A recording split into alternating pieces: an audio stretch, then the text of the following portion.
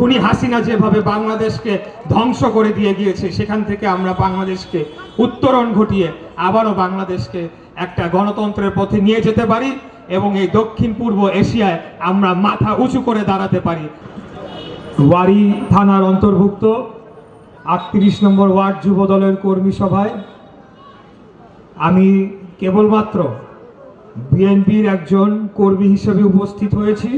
শুধু আপনাদের কর্মী সভায় আপনাদের সাথে অংশগ্রহণ করে একজন দর্শকের ভূমিকায় আপনাদের একজন ভাই হিসেবে আন্দোলন সংগ্রাম আমরা একসাথে অনেক করেছি, আপনাদেরকে শুধু দেখার জন্য এসেছি। তারপরেও আপনাদের সংগ্রামী সভাপতি এবং সংগ্রামী সেক্রেটারি সাহেব আমাকে অনুরোধ করলেন যে আমি একটু শুভেচ্ছা বক্তব্য রাখি এবং কিছু দিক নির্দেশনা দেই, সেজন্য আজকে আমি প্রোটোকল ভেঙে আমি বক্তব্য দিচ্ছি।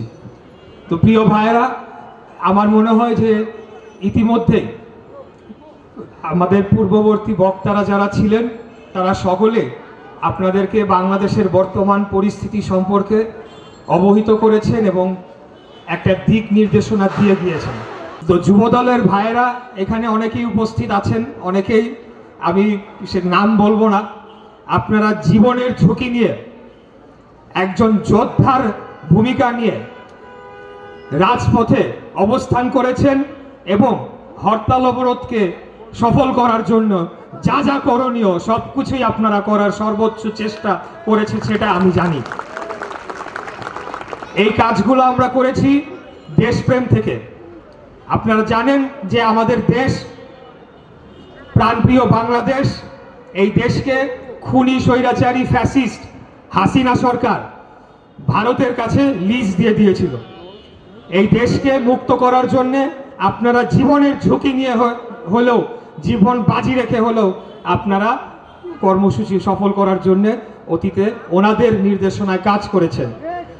আগামী দিনে আমাদের জন্য আরো বড় চ্যালেঞ্জ অপেক্ষা করছে, যেটা প্রতিনিয়ত আমাদের নেতা দেশনায়ক তারেক রহমান প্রতিনিয়ত উনি বিভিন্নভাবে বলে যাচ্ছেন। আগামীতে আমাদের জন্য আরো বড় চ্যালেঞ্জ অপেক্ষা করছে।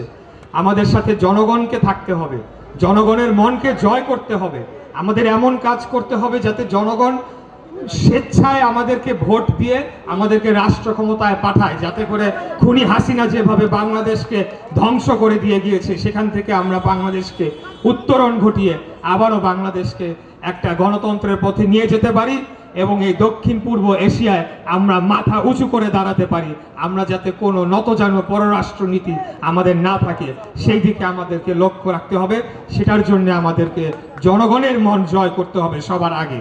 অতএব যেটি আপনাদের প্রেসিডেন্ট সেক্রেটারি সাহেব বলেছেন, আপনারা নিজেদেরকে সংযত রাখতে হবে। এখানে কোনো প্রকার আমাদের দলের নাম ব্যবহার করে যদি কোনো ধরনের অভিযোগ পাওয়া যায়, আমার কাছে সরাসরি চেয়ারম্যান সাহেবের নির্দেশনা, এই 6 তারিখে জেল থেকে বের হওয়ার পর ওই দিন রাতে উনি আমাদেরকে মিটিং করে বলে দিয়েছেন যে আমরা সর্বোচ্চ কঠোর অবস্থানে যাব। আমাদের দলের ভাবমূর্তি যদি কেউ ক্ষুণ্ণ করে, আমাদের দলের নাম ব্যবহার করে যদি কেউ কোনো ধরনের অপকর্মে লিপ্ত হয়, সেই বোঝা আমরা টানবো না। গতকালকে উনি চমৎকারভাবে বক্তৃতা করেছেন। উনি বলেছেন 17 বছর আমরা জীবন দিয়েছি, আমরা রক্ত ঝরিয়েছি, আমরা জেল জুলুম হামলা মামলা সব কিছু করেছি, এখন কিছু ব্যক্তির কারণে আমরা সেটাকে ক্ষয় হতে দেব না। অতএব আপনাদের প্রতি অনুরোধ রইল, আমরা রাজনীতি করি দেশের জন্য, জনগণের জন্য, জনগণের অধিকার রক্ষার জন্য। সেটিকে বাস্তবায়ন করার জন্য আগামী দিনে আপনারা আপনাদের সুযোগ্য সভাপতি খন্দকার এনাম এবং আপনাদের সেক্রেটারি রবিউল আলম নয়ন আর একজন যোদ্ধা, তাদের নেতৃত্বে তাদের নির্দেশনায় আপনারা সুশৃঙ্খল একটি সংগঠন গড়ে তুলবেন এই ওয়ার্ডে এবং আগামী দিনে ধানের শীষের প্রার্থী যেই হোক না কেন তাকে জয় করে নিয়ে আসার জন্য আপনারা সর্বোচ্চভাবে কাজ করবেন। এটার জন্য প্রস্তুতি নেন ইনশাল্লাহ।